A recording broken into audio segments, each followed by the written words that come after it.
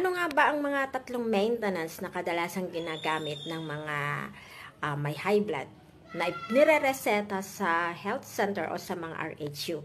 Ang kadalasan ay ang metoprolol, losartan, at amlodipine. Pero ito ay mga maintenance, kaya mga baket at mga lakay, kung kayo nagme-maintenance, please lang minum.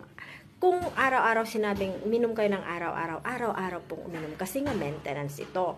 At syempre, mag-lifestyle change, di ba?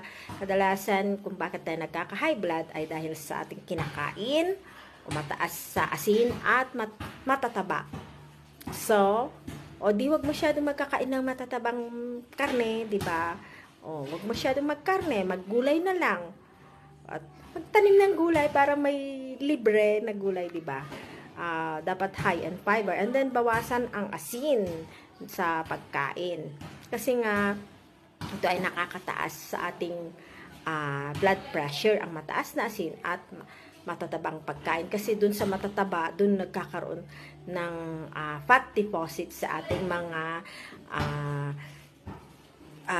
mga veins or arteries, so dun nagkakaroon ng high blood. Kaya galaw-galaw din pag minsan mga bakets, ha?